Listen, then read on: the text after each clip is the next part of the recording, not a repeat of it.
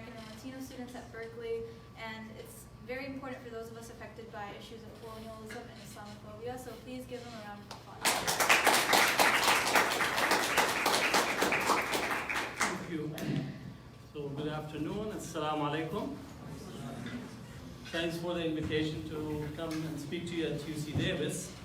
So I'm going to do two, possibly three things simultaneously. Speak about Palestine, but make it in relation to Islamophobia and the business of demonization.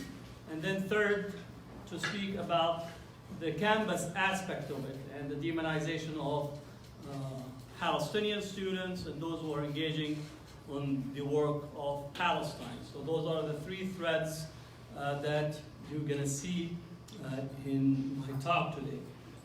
Now, not that I like to see myself, but it seems that a lot of people like to take pictures of me, not because of the cameras, but because of the spy case. How a private Israeli intelligence firm spied on pro-Palestinian activists in the United States. This was a New Yorker article by Adam and Toos that documented the intelligence operation that was directed at pro-Palestinian activists, in particular myself, and then also looking at a number of campuses with human intelligence. The indication from the documents that the New Yorker have attained, it seems that this operation was being connected and directed by the Israeli Ministry of Strategic Affairs as a way to try to counter, demonize, and target pro-Palestine activists and PDS activists. And I think those who are engaged in the work of SJP or Palestine work in general are aware of this type of demonization, more so in relations to Canary Mission and the work that it's been undertaking, which again, evidence shows or indicates that there are some connections in there. But this is not the first time that we see this type of demonization. I think the granddaddy of all the demonization, I don't want to say expert, but demonization specialist is Stephen Emerson, who's early on wrote American Jihad, that attempted to demonize the Muslim presence in America. And for those who are aware of the landscape, know the type of work that Stephen Emerson have done and continue to do in pushing Islamophobia, specifically connecting anyone that does work on Palestine. So in essence, that is the work of Stephen Emerson. On college campuses, possibly you'd also know David Horowitz, who's been connected to Front Page magazine, also the Islamofascism Week that was put on various college campuses, but also you see him in the book The Professors, to try to actually target professors that are critical of Israel.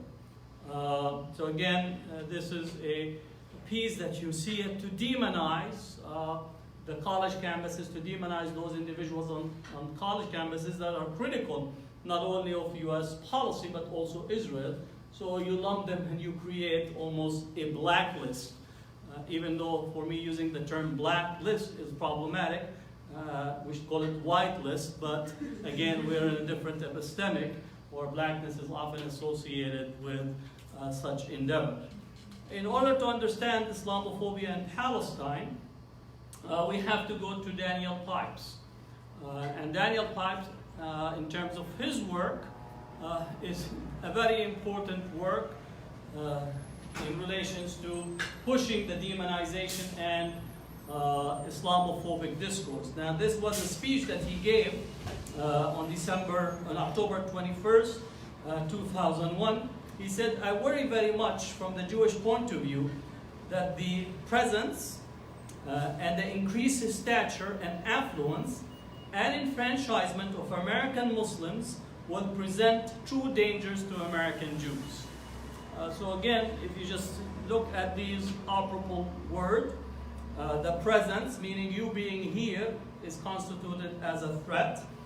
increased stature, that you're no longer on the margins of society, or that would be argued. Affluence, that you have moved in certain sector from middle class to some possibly being in upper middle class and some affluent individual. And more importantly, the enfranchisement, because the year 2000 Muslims actually voted for a bloc and began to engage politically. So he's seeing this as a danger, so you need to link the demonization, the attacks targeted at Muslims and also pro-Palestine activists to connect it to the discourse that we are facing. Now, why Islamophobia? M.J. Rosenberg, who formerly worked for the American Israel Public Affairs Committee, recently wrote that the right-wing Zionists opposing the community center in New York, he was talking about the Ground Zero Mosque in 2010, he said they believe that the more acceptance there is of Muslims here at home, the less reflexive hatred there will be for Muslims abroad. And that, in their view, reduces America's sympathy for Israel. So again, what Islamophobia, or those who are pushing for Islamophobia, they want to produce reflexive hatred. And when that reflexive hatred is present, then when Israel actually attacks and demonizes and kills Palestinians, arrests them, demolish their homes, have a few campaigns on Gaza, then that reflexive hatred will actually mitigate and reduces the ability of the American public to engage and critique Israel. So in essence, this is a strategic deployment of hate to produce reflexive hatred, and in general also to stoke Islamophobia and national security concerns to boost the GOP in the midterm elections. So Islamophobia and demonizing Muslims, pro-Palestine activists has also an impact on the elections. Now, this is nothing new in relation to Islamophobia. Possibly one of the most expensive Islamophobic projects was actually the project that was produced, the Obsession documentary, at a cost of $17 million and distributed 28 million copies, DVDs, 2 weeks prior to the election in 2008. So this was produced and funded by the Clarion Fund. And then the next one, the Third Jihad, which is up on the upper side of the page. Now, do you notice whose eyes are there in that documentary? Whose eyes below the flag? Anyone? Go ahead. Obama. So why Obama's image is being identified with the Third Jihad? Okay. This one says radical Islam war against the West. The up one, the Third Jihad. You remember that Obama was being accused of being a closet Muslim, right? And as such, it began to say the term taqiyya, all right, that Obama was a brotherhood plant in America to conspire to take over America and have creeping Sharia in the White House. And you have to say that if somebody believes in that conspiracy, I want to talk to the person who made that conspiracy. For somebody from Kenya to come to the US as a foreign student, to locate a white woman, to impregnate her, then divorce her so he'd appear to be a Clark Kent away from home, right? And then for the child to grow up, to fit into the American society, to make it to Harvard, to graduate as a lawyer, then go back to Chicago to work as a community activist, and then in a few years make it as senator and into the White House. If that's a plan by the Brotherhood movement, you need to talk to them. Maybe they could solve our homeless problem in this country.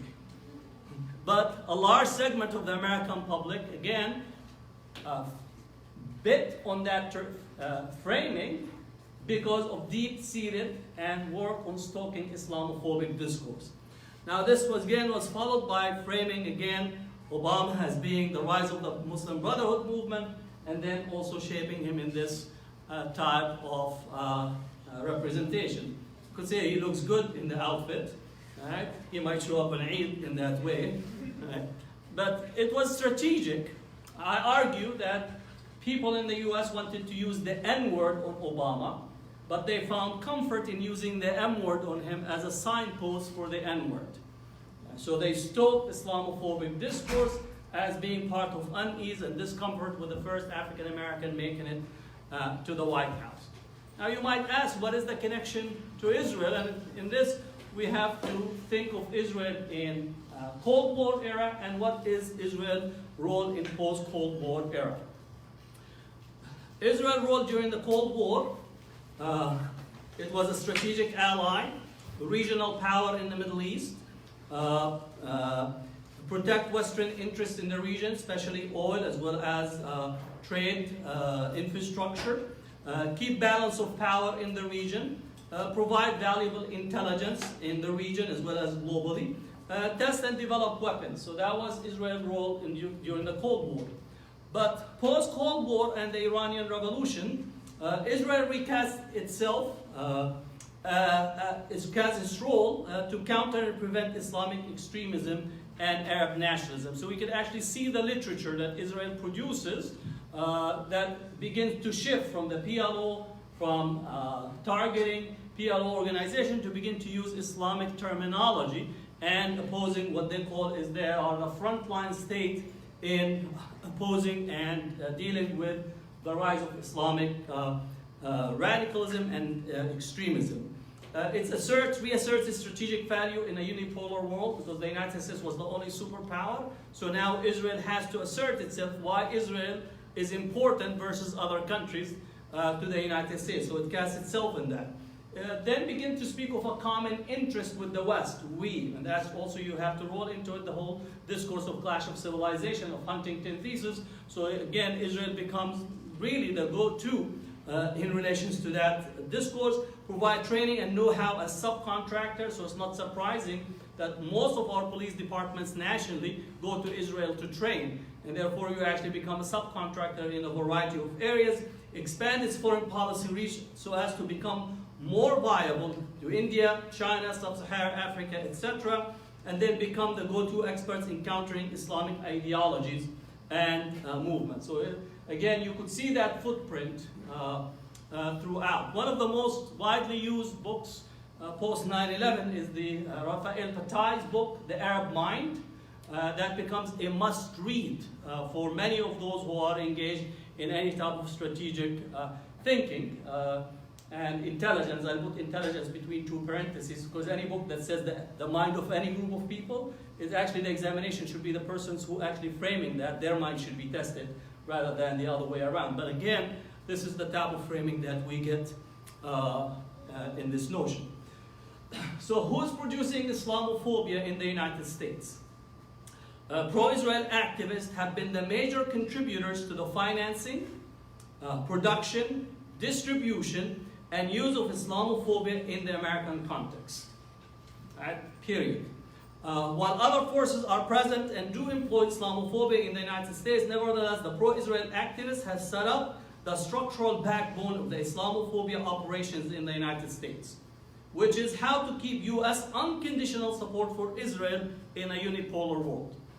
And so again, the hub, the support, the financing, not only that, we just recently had evidence from tax return. These are 990, which is nonprofit organization. The Jewish federations in the United States, San Francisco Jewish Federation, the LA Jewish Federation, actually were funding Islamophobic organizations. They funded this person there, the one with the hair, Geert Wilders. If you don't know Geert Wilders leads a party in the Dutch Parliament in the Netherlands. That's neo-Nazi party. And the San Francisco Jewish Federation funded him. Right? They funded Canary Mission. They funded David Horowitz Center. So again, Jewish Federation does a lot of good work. But at the same time, they're funding the Islamophobia, and then they're coming saying we need to actually counter Islamophobia together. Well, you can't have your cake and eat it too. You can't fund Islamophobic organization and then come say let's have a dialogue. A dialogue about what? Like what type of cake we're gonna be? Yeah.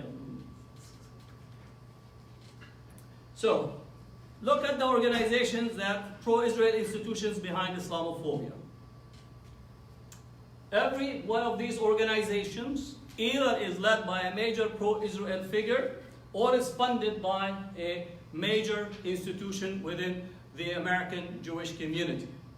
Again, this is all based on 990 tax returns of who is funding and who is actually providing the resources to the Islamophobia industry in the United States. Again, the purpose is to maintain U.S. unconditional support for Israel. I think they're mistaken because on the one hand, they're stoking Islamophobia, which is bringing all these neo-Nazis, white supremacists out. And as we noticed with the attack in Pittsburgh and the attack in San Diego, as well as other attacks around the country, white supremacists hate as much Muslims and Jews. They're equal opportunity in relation to their hate. They hate everybody except themselves. Right? So I would say that those within the Jewish community, the organized Jewish community that are funding Islamophobia and funding these hate groups in order to protect Israel are committing a grave mistake in relation to protecting Israel while fanning the flames of white supremacist neo-Nazis in a hope that this will protect Israel because they have some type of distorted theology and political point of view.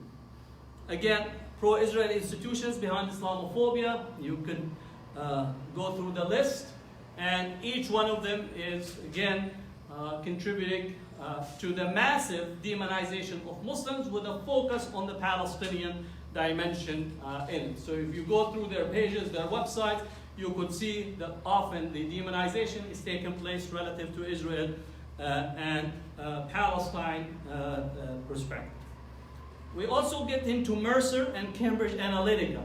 Now, how many of you know Robert Mercer and Cambridge Analytica? We heard about it in relation to the election, right? 2016.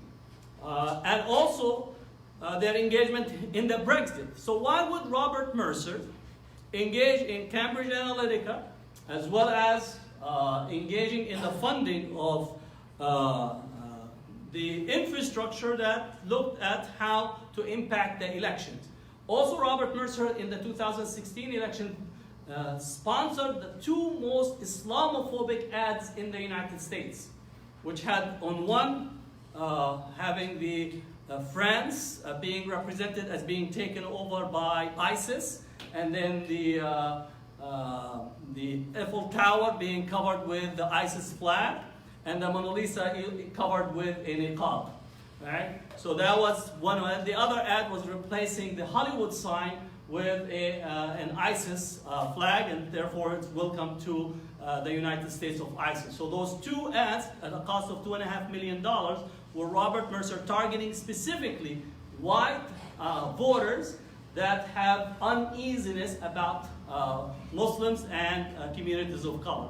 So again, Cambridge Analytica, Robert Mercer, who funded it and is the really the financier and the brain behind this operation, as well as Breitbart. Right?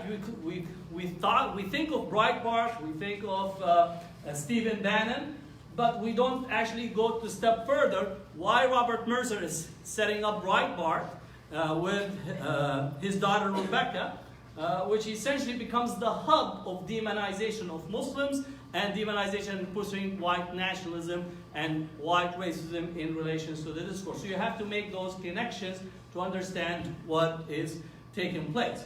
Not only that, also when Jewish leaders decide to harass college kids to support Israel, and this is where you get the harassment that takes place, including harassment of progressive Jews who no longer are holding Israel as the center of their identity, and increasingly we have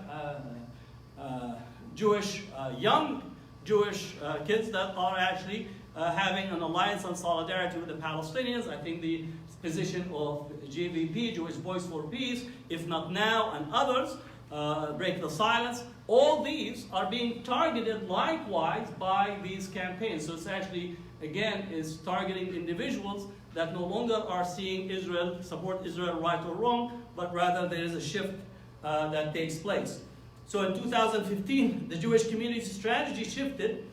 Leaders who favored aggressive confrontation. So we actually can point to a shift that took place in the United States and in the strategy of how to actually begin to harass these kids, and a shift in a strategy because they felt that the PDS movement, the development on college campuses and other parts of the world are shifting, and therefore what we need is to go aggressively against both Jewish Americans and European Jews, as well as Palestinian, pro-Palestinian activists, and we need to engage in demonization, and I would say intensify the Islamophobic discourse that took place.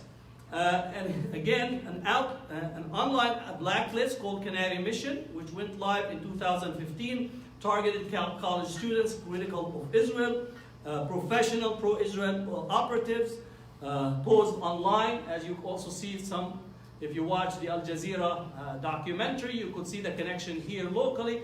All these were operations that were well funded and also connected to Israel Ministry of Strategic Affairs. Just to think that a ministry of a foreign country operating and connected to a local campus in order to actually demonize the students who have picked up the cause that is connected to that country. If it was any other country, you would see the chancellor and everyone else would actually reject it and would speak against it. But in here, actually, the university joined when they issued their own statement, all the 10 chancellor issuing a statement against PDS. It's unthinkable for chancellor to actually protect a foreign country, no matter what foreign country it is, protecting it against the best interest of their own students. This had also consultants that were involved, and major Jewish donors contributed to this campaign. So this is essentially what we are saying. So this is my page in the Canary Mission.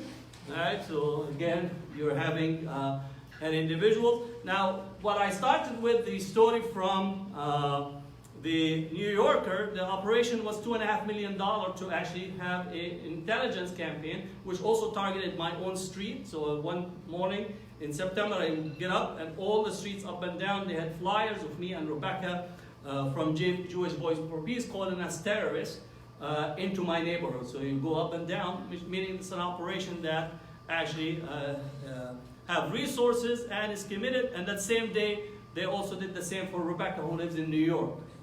What is the coincidence that across from New York to Berkeley on the same time, these flyers dumped on the same streets, on her street and my street, in this way? Again, this is the practice of, or the demonization. This operation comes out from the Root Institute report in 2010 of what needs to be done in order to counter the rising and success of the PDS movement. So you could actually see the report then being given legs and begin to be implemented into a strategy in 2015. So what we have is the Israeli Ministry of Strategic Affairs that is active in attempting to target and counter PDS activists and PDS work. And Erdogan, actually, who made it clear in terms of his appointment that the fighting PDS is one of his main goals, because Israel identified PDS as the existential threat that faces Israel, and therefore nothing should be spared in targeting and going after anyone that supports the PDS.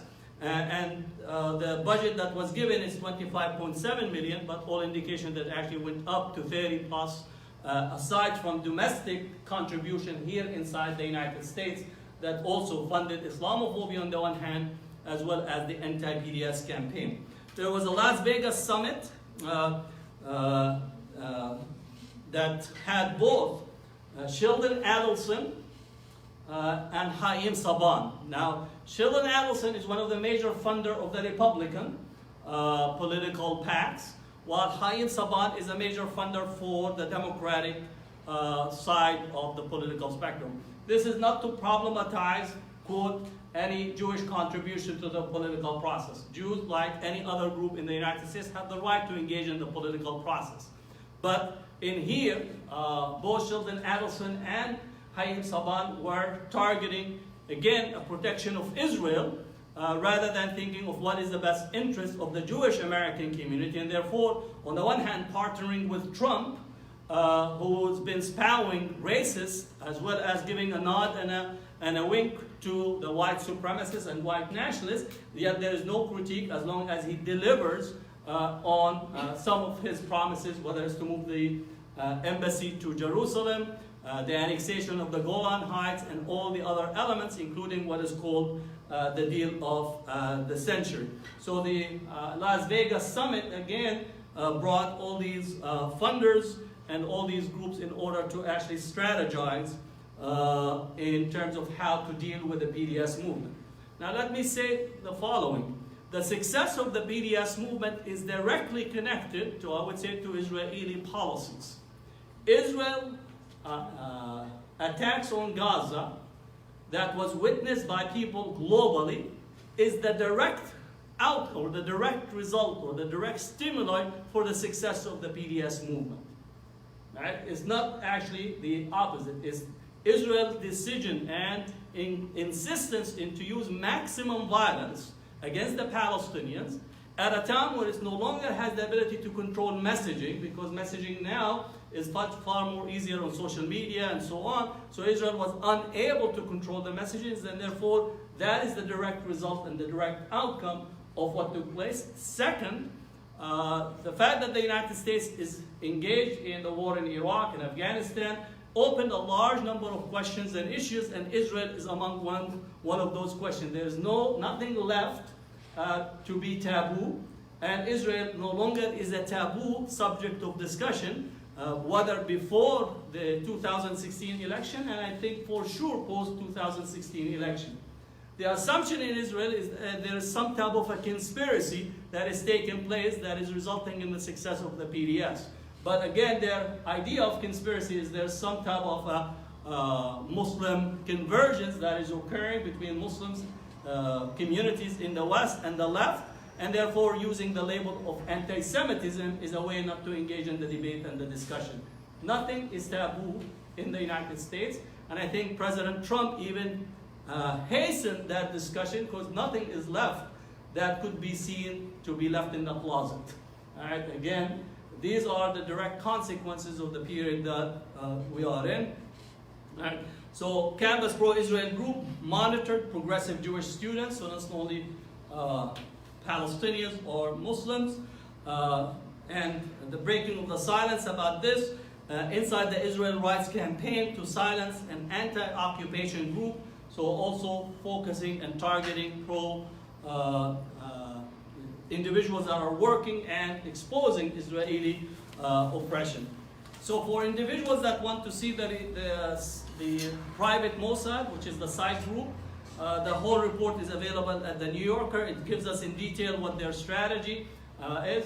Now they set up a private group specifically to bypass US law and restrictions. US law prohibits foreign intelligence services to operate in the United States. If a foreign intelligence operative comes, they have to register with the United States as an agent of a foreign country. Most embassies have intelligence attaches. They register and no one. So this group is supposedly retired Mossad agents that set up a private company, but they're coordinating with the Israeli Ministry of Strategic Affairs. So all indications these were Mossad agents that were acting as a private front, something that also the CIA does overseas. They set up a company and operate as such. So you could see from their campaign and their strategy of what was done, they actually conducted human surveillance in relation to individual. I do believe that my own classes at Berkeley were subject to this surveillance by this group, in addition to, again, my home and neighborhood as well. So the engagement of this group was something that we could actually document with primary documents coming from them, targeting 3 campuses, 8 individuals in the first run, and then later on to roll it into a massive campaign. In some cases, the side group operatives conducted on-the-ground covert human intelligence operations against their target.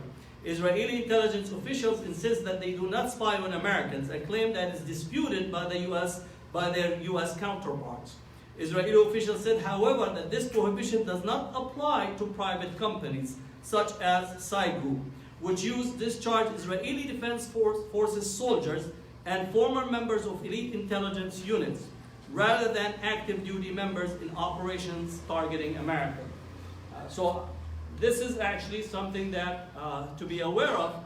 I believe that a similar campaign is now being unleashed on Ilhan Omar and Rashida Tlaib, because the same type of footprint that we are seeing that was targeting myself and so on, and others in the PDS is now have similar type of dynamics relative to Ilhan Omar. It is not what you call produced by grassroots or individuals that are sitting in cafe after they drink a latte, all of a sudden say, I hate Ilhan Omar, and I want to put a tweet about it. These are strategically engaged that are developed with a particular targeting and a whole systematic process. And what we need is that we know that the Psy Group, the FBI became aware of it, and they had to shut operations. The question, what other private groups that are there operating with coordinations, both with the Israeli Ministry of Strategic Affairs, as well as some major pro-Israel groups domestically.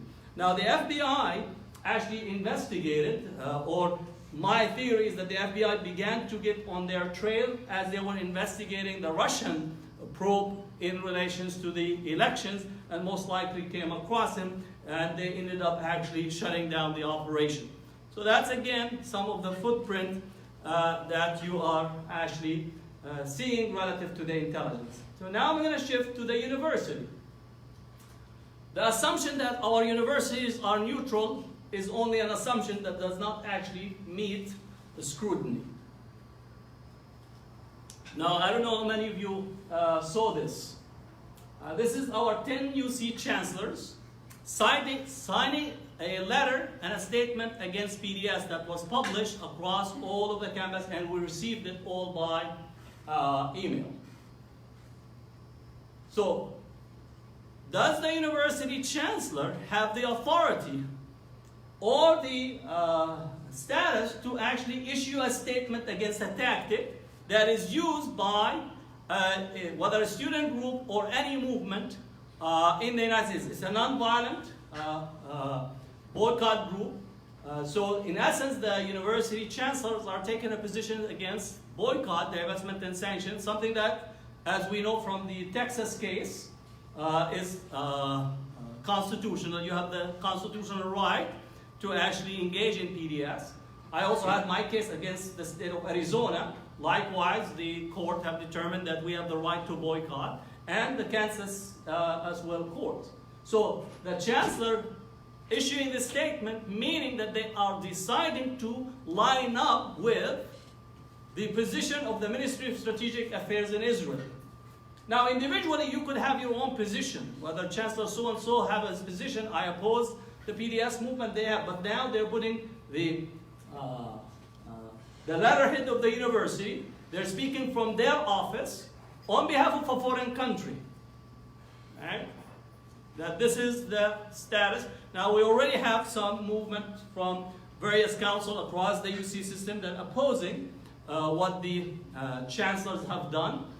Because again, the assumption that the university is neutral, in this case, is not. And I would say evidence shows that the university has not been neutral when it comes to Palestine. I argue that the university often acts as if it's a desk in the State Department. And they take the role that we need to actually have peace negotiations between Palestinians or pro-Palestinian students and pro-Israel students. That's not the role of the university, right? The role of the university, again, is to provide equal access to people and free speech and academic freedom to engage in inquiry. It is not the role of the university to try to drag Palestinians, pro-Palestinian students and pro-Israel students and try to get them halal kosher gathering in order for them to reach a peace deal at any campus. But the university takes that role because it's been often engaged politically with that dynamics. Now, we get immediately to the case that took place at UC Berkeley. At UC Berkeley, we have something called decal courses. which is something that the students have gained during the struggle in the 1960s, to actually have a democratically developed course by the students with the guidance of a professor to try to actually address gaps in the curriculum. Do we have ethnic studies in here? Do you have African American studies, Black studies, Latino studies, Native American studies? All these fields started as a decal courses at Berkeley. Right? Before you had actually Black studies department, you actually had students that set up a decal course because the curriculum did not reflect their history, their narrative. They were completely absented. So similarly, a student of mine said, I want to start a course under decal, and this course again is Palestine, a decolonial analysis, or framing it in a decolonial analysis in ethnic studies. So we went ahead. The course, usually to propose a course, you propose it the semester before. You get the paperwork. The paperwork gets to be to the department chair. Department chair signs on it. Then it goes to the academic senate. The academic senate looks at it. Sometimes they kick it back, say, you know, add this reading. There might be another reading, so on. Kicks it back. The academic senate votes on it, committee on courses, and then gets a number. Without a number, you can't do anything, as you know, right? And you need a number, a course control number, in order to add your course, and then it appears on your transcript. So the student actually did all this process in order for the course to be approved. Now the university decides to suspend the course in the second week of the classes, meaning the classes already started. We say that the caravan already have left, and the students are enrolled, and the class is there. Now what we get is actually the Israeli Ministry of Strategic Affairs carries a whole campaign with others against this course. Now Paul Huwaida, who was actually the students, he said, released a public statement saying, he said at the time, he learned of the course was under scrutiny from a report in the Israeli media that described the involvement of an Israeli government minister in efforts to cancel the course. So let me say that Paul, before he knew at campus that something was afoot about the course, his family in Palestine told him that the Ministry of Strategic Affairs in Israel and a minister said that this course will not happen. Right? A minister in Israel, not in DC, saying this. And he said, 2 hours later, I received an email from the university notifying of the suspension. Actually, the university used the suspension, but they used cancel. The class is canceled. That's the language that used. I was off campus at the day, right? And the university sends me an email, and Paul, as well as the chair of ethnic studies, that if you could come back to meeting. It was actually Eid day. So I was off campus, and I received the email. I said, look, I'm able to come back. I'll come back at 3 o'clock. So this is what I say, administrative checkpoints on college campuses. That the administration, just like we have checkpoints in the West Bank, the administration actually have checkpoints in relations to Palestine. I don't know what type of checkpoints you have went through to organize this Israel Apartheid Week. Right? I know the checkpoints. I know what type of administrative oversight you have to go. I have organized everything under the sun. But the administrative checkpoints that the university puts when everything that has Palestine on it is a different level of scrutiny at all. You could stand in any campus and say, the United States has no right to exist. Nobody bothers you. Maybe the dean will come and actually clap for you. Right? But if you stand there and you say Palestine, now it's just a completely different scrutiny. Not like the SWAT team has to come in. Right? Again, that's administrative checkpoints that are there as a direct result. And my assumption today, and I said to the students organized, most likely the university already have received 15 complaints. They received a complaint from every major of the Zionist organization. When a complaint comes, the university takes it as a marching order. So they begin to scrutinize actually much more, and begins to actually brings you into this type of review.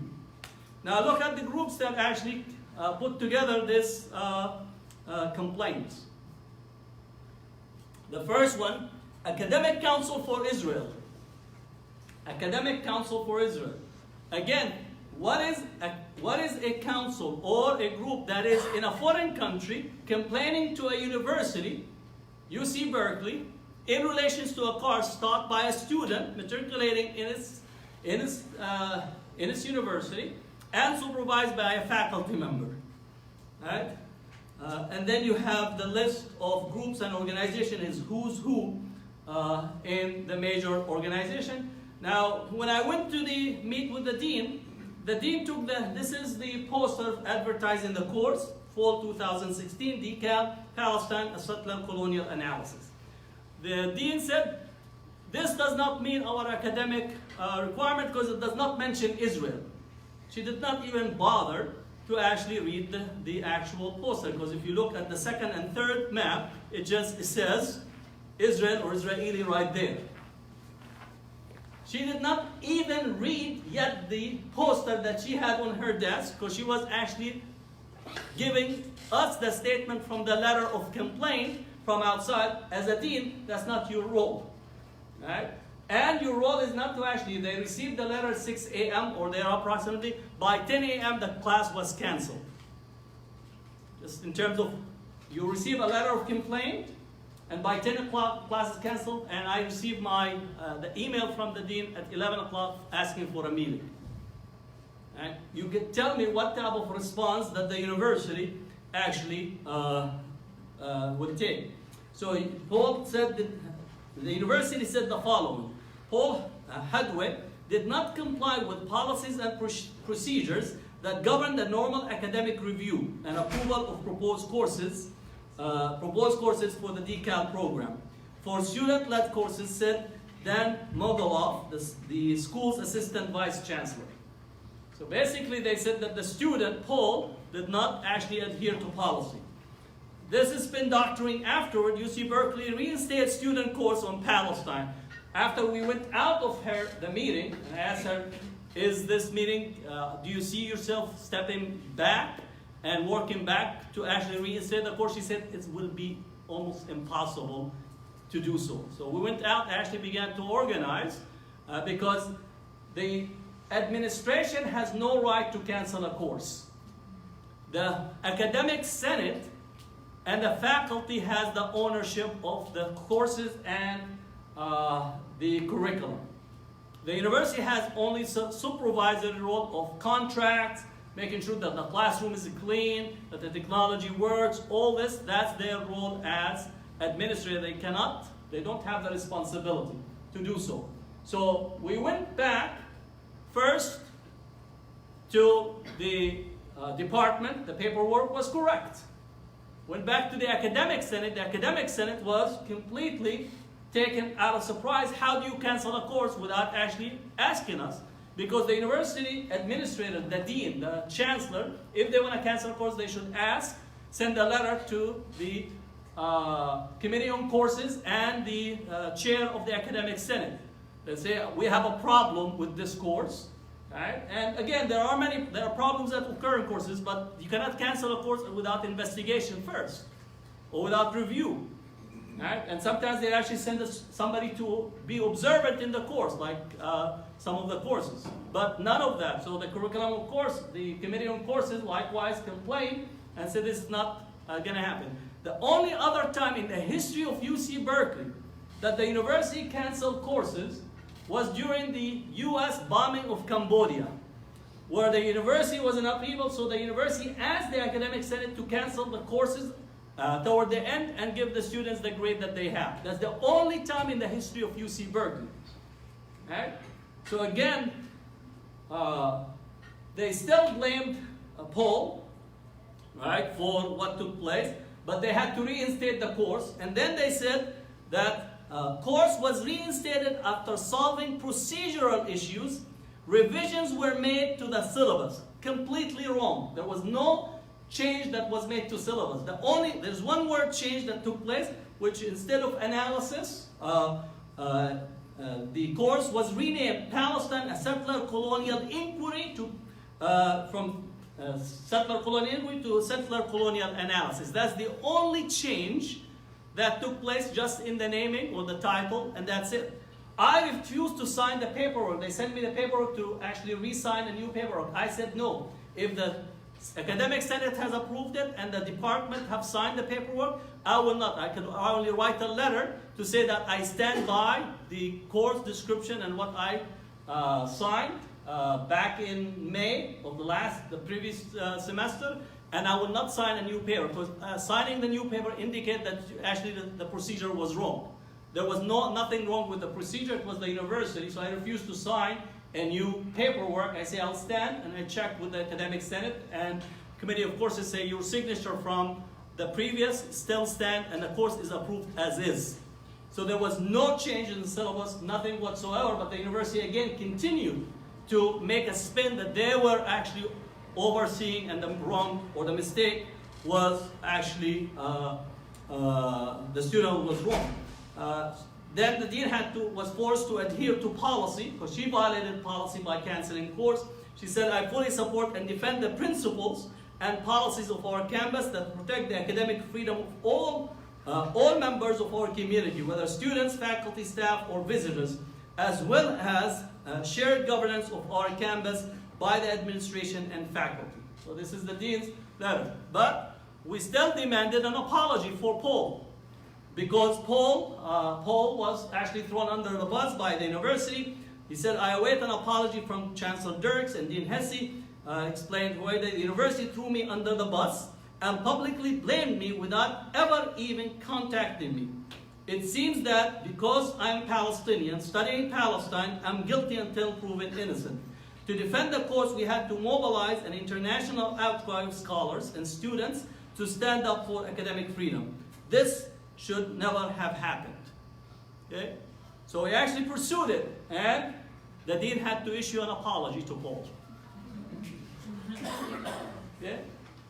So again, the university complaints to the university result in the university acting to actually censor and limit the academic freedom, free speech, rights of pro-Palestinian activists, pro-Palestinian academics, students, scholars, and so on. So you need to be aware that this is the dynamic that you're operating, the assumption that the university is neutral, that you're engaging in an environment that allow and nurture you is not something that you actually, the university, have evidence.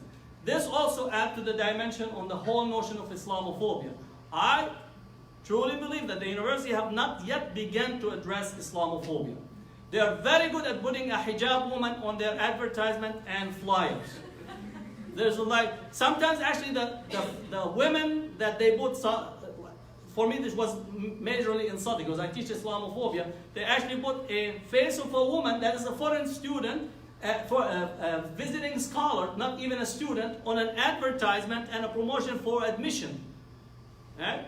It is like, how can you actually begin to untangle this process? So they begin to substitute PR rather than addressing real systematic aspect relative to Islamophobia, marginalization of Muslims.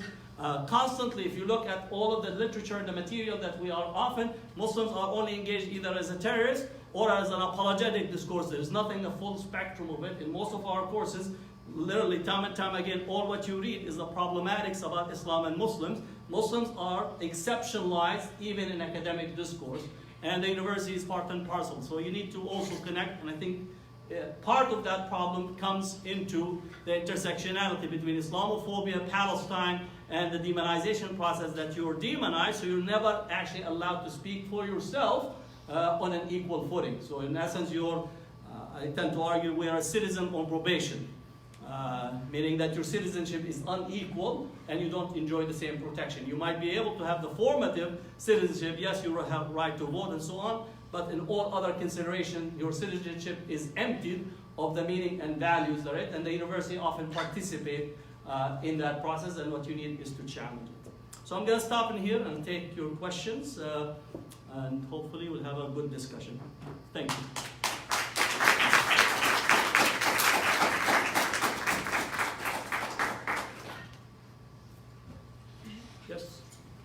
So you went a little bit into the BDS movement not as unified as it should be, and it's not as strategic as it should be. It still is successful in some aspects. So what tangible steps can a community take to actually divest? Because sometimes divestment is seen as symbolic. Well, let me put it this way. The boycott, divestment, and sanction is a successful movement overall. The strategy was to begin at the college campuses level, at the student level, and I think for the most part that has been successful. Now it's beginning to look at areas of unions, especially on college campuses, unions, and then union councils outside, in order to bring in those into the fight and into the struggle for BDS.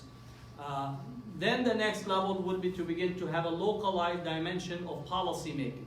And I think in some countries that's far ahead than the United States, because the United States, again, is one of the most difficult terrain because of the long history and entanglement and the strength of our opposition, in particular AIPAC and all the different groups that work with it. So in essence, you have to look at it from a longer historical lens. Will we be able to reach a level where everybody is going to engage in boycott? Maybe some products, but not all the products. So we have to be strategic. Even during the anti-apartheid movement, where I was part of the committee here in California, as well as the National Student of Color Coalition, I was the chair of it. We targeted Coca-Cola as the major brand for us to rally the anti-apartheid movement on college campuses, because Coca-Cola was in South Africa, Pepsi was not in there, and we were successful in making Coca-Cola a major problem and a challenge on college campuses, including here at UC Davis. And we won when Pepsi began to put its proposal having a clause of social responsibility and saying we're not in South Africa. That's for me when Pepsi began to actually adopt our language in the PDS movement for South Africa. And I think those are elements that we're going to see happen with us as we continue to do the work that is needed. Boycott is one dimension, divestment in another dimension, and sanctions in another dimension. But overall, I would say that the genie is out the bottle in relations to the PDS movement. And I know Campus Watch have written an article that I said the genie, meaning that this is something, dangerous. Again, their skill in metaphorical language is challenged. I recommend for them a class in metaphors, but again, they've never been a good students. But that's my own reflection on it. Any other? So a couple quarters ago, I took a class here called Modern Israel, and the class itself, it could have been worse. It wasn't that great, but the book was horrible. It was by Anita Shapira. It was called History of Modern Israel. Yeah. It was filled with propaganda, and it was really bad. And I had asked the professor. I had brought it up to him, and I found out that he was sent by the Israeli government to teach this course, yes. And he had to assign this book. He himself was against the book, but he had to assign it. And so I'm wondering if you know anything about this. Part of what you call responding to BDS, there's been an increased effort of strengthening Israel U.S. college campuses relations. It took many forms. For example, you have the inclusion of Israeli studies that are taking place, or bringing and increasing the number of exchange scholars coming to teach, and in particular, not areas outside, but all the subjects relative to Palestine. You can't have a Palestine course without having really the faculty or the individuals that are dealing with it often being reflective of the pro-Israel or being Israeli themselves, with few exceptions. I don't want to generalize. I think you have a program in Columbia University, the Palestine Studies program. You have maybe Brown University with faculty in there, so there's exceptions. But at UC Berkeley, again, the courses even the courses that are registered, regular courses, political science and so on, are often Israeli scholars that come as a visiting scholars, and they become really the avenue by which not only the books, but actually the person himself, and that's reflective broadly of what takes place on college campus, and I think that's one of the challenges. The other thing is the study abroad program. There's been an attempt to strengthen those study abroad program. while simultaneously fighting against allowing Palestinian universities to have a study abroad program for those who have not followed the case of Rabab Abdel Hadi in San Francisco State University. She's been demonized and attacked because she developed a relationship that the university approved with the Najah University. So now the pro-Israel infrastructure have been attacking her, and now she has a lawsuit against the university. So I recommend people to actually, on the one hand, strengthening and increasing study abroad program on your college campus, while almost tormenting anyone that does anything similar with Palestinian universities. Now, I think we here on campus, we need to challenge the study abroad program because it's not equal. If you're a Palestinian, most likely you're going to be returned from the border in Israel, so there's no equal access.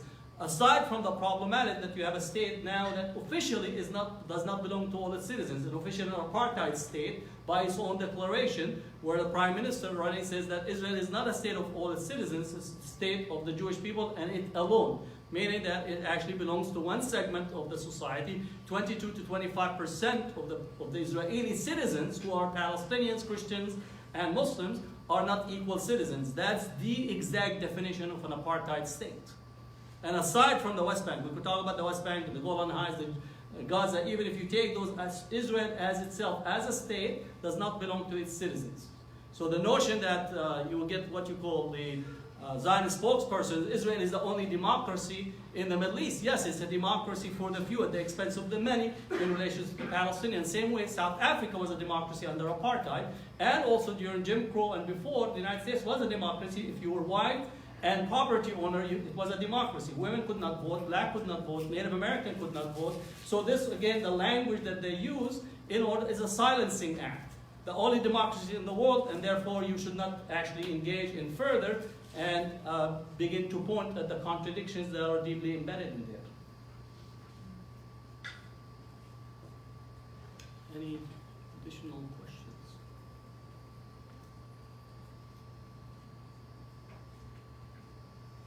Once, twice.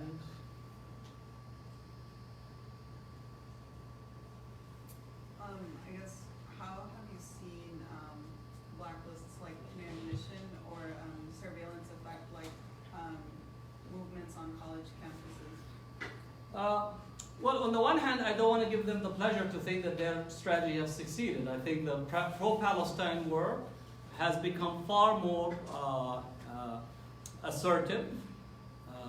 I think the fact that both Ilhan Omar and Rashida Tlaib in Congress have burst the bubble on BDS. Ocasio just yesterday, she actually raised the question of cutting U.S. aid to Israel. So the main pillars of what you call the unspoken words relative to what you can and cannot say in relation to Israel is already opened up. And I think that debate is increasing. Is there an impact on the students? Yes, there is. And I think some students have been targeted systematically. And what we need is to actually speak to the university, because the university's role is to protect the free speech of the students, even though if they disagree with the speech. So the university has been culpable because they did not actually issue a statement. They issued a statement against the BDS. So far, till today, they have not issued a statement against the Canary Mission. They have not issued a statement against Campus Watch. They have not issued a statement. You know, when David Horowitz put my face, Rabab Abdel Hadi's face, Judith Butler's face, and put all posters all over the campus, the university did not name who was responsible for it. This is saying, oh, some people put posters. MashaAllah, people put posters for everything. Right? So you need to challenge them and constantly challenge the university. I don't want you to speak in allegorical terms. I want you to be very specific. So you need to take it to the university. It's their role to protect you. The university could protect what you call the white supremacists coming on speaking on campus, and they name exactly what happened. They should actually name those who are targeting Muslims and Palestinians and pro-Palestinians in issues that are fundamentally human rights issues. So the impact is there, but I think the university is not neutral, actually, is aiding and abetting by its silence. Silence is not a choice.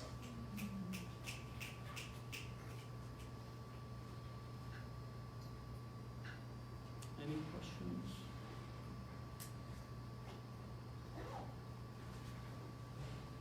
No? Okay, I'm gonna just do a plug for something. Might as well, right? please.